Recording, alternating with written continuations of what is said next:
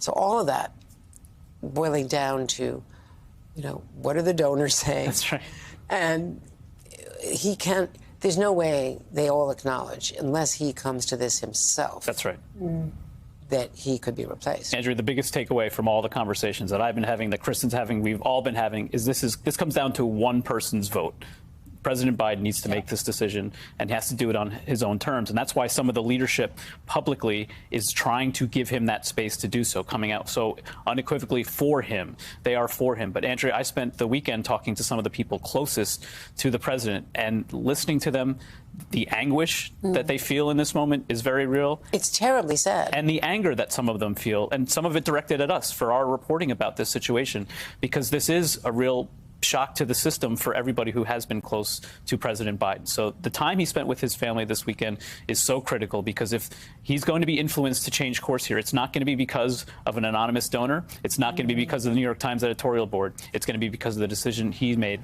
But his campaign leadership, while stressing that he is not going anywhere, that he is in this race, is also underscoring the complexity of changing course at this point, that there is no West Wing type scenario in which Michelle Obama comes back to the table here, or somebody else gets this. That most likely this would end up with Vice President Harris stepping in, but again, underscoring that that's not going to happen, that this is President Biden staying in the race. David Ignatius, let me bring you in for a moment, because you wrote this back in September, that he should not run.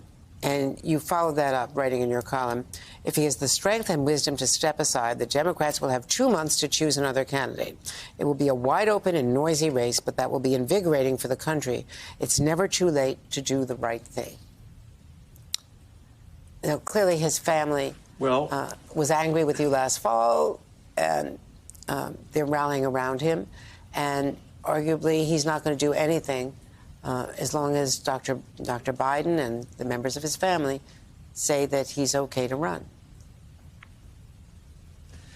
So, Andrea, I think the initial reaction in the post-debate days has been what you'd expect from the Biden team, and certainly what I saw last September when I wrote that first piece, suggesting that there was time to think about stepping back.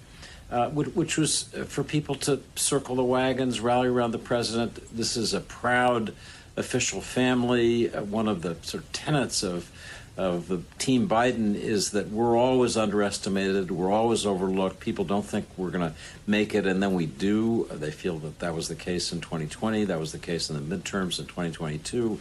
So I think that we're seeing that again. What one very prominent senator said to me over the weekend in explaining what he wanted to say to the president was, look, you have a chance to cement your legacy as a great president and leader if you step back now before what could be a disastrous November election and help the party move into a new era with newer, younger leadership. That's your chance.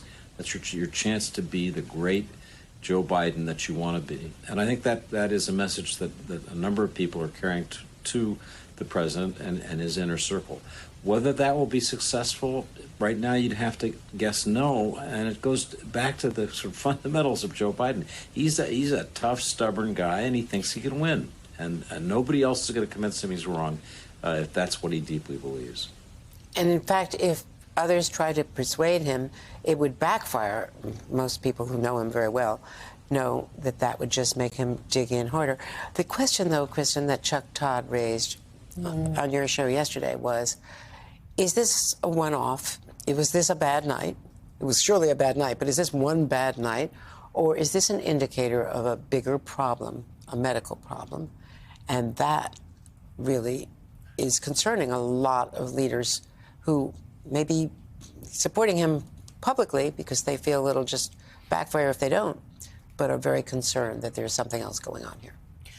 You hit the nail on the head, Andrea. I've spoken to people who are so deeply concerned about what they witnessed on Thursday night, to Democrats who say, is he capable of serving out the remainder of his term, forgetting about another 4 years in office? Publicly, though, speaking, the party is closing ranks behind him, giving him space, as you say, to make this decision. But I am told that the reality is they are also, while they're going to fight for him if he stays in this race, they're also going to be very focused on the House, on keeping the Senate, and quite frankly, on thinking about strategy heading into 2028, because there is so much concern about his ability to win and to beat Trump, particularly if there's another debate, Andrea. And there is quite a big possibility, Mike, that the donors may switch their money to down ballot races to keep the House. Yeah. The Senate is very tough to keep, given the dynamics this That's year right.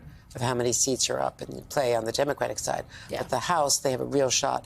They were confident about winning the House. But if this is a complete washout for them, they would then be very, very concerned about no check or balance on a potential Donald Trump. And I think that's where one of the questions we're asking is, what does today's Supreme Court decision signal to the party? Does it underscore the stakes across the board, or does it, if Biden doesn't make that decision to step aside, does it lead people to say, okay, we can't push you aside, but we can steer all of our resources to save the House, to save the Senate? And I think what one donor told me was, who spent some time with the president this weekend, is we're going to make this decision not out of emotion, but out of data. They're going to wait to see where the money is and what the polls show them in a span of 2 weeks. David Ignatius, he's got some big events coming up next week. The NATO leaders, you've got 30 leaders coming. He's going to be standing for long periods of time for the opening ceremonies, starting on Tuesday. He's got some heavy lifts coming up. And we've all noticed that he is very scripted. You know, he was great in North Carolina, but that was a teleprompter. He's been using note cards with foreign leaders in the Oval Office.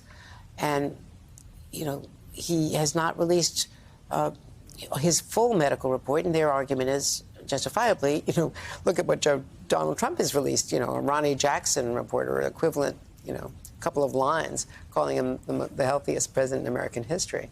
But, you know. So, you know, Andrea, his staff, his NSC, his handlers, if you will, are going to be taking the very best care of him, and they move him from event to event. One criticism I heard from a very close associate of the president was he just had been traveling so hard in the weeks before the debate. He was exhausted. He'd just been on the road too much. The one thing I would just say in ending my part of our discussion is, at the end of the day, as much as we're talking about what Joe Biden's talking about with his wife and family, this isn't about Joe Biden. It's about what's best for the country. And as long as they keep that in the front of their minds, they'll make good decisions. And Kristen, one final point. I have spoken to some top Democrats who say that there would actually be relief if he were to step down. And one person said to me, look, everyone's counting out Kamala Harris because right now her poll numbers are below President Biden's. But if she were to be the one to carry this torch into November, there could be a method of reintroducing her to the country that could be effective with independents, with moderates, with those critical suburban women that are necessary for winning the White House. We'll have to see how it plays out, though, because publicly speaking, the president, his family, his top aides defiant that he's not going anywhere. Hey there, MSNBC fans. I'm Luke Russert, and be sure to join me, Rachel Maddow, Jen Psaki, Lawrence O'Donnell, Steve Kornacki, Joy Reid, and many more September 7th in Brooklyn, MSNBC Live Democracy 2024. Click on the link for ticket information. We will see you there.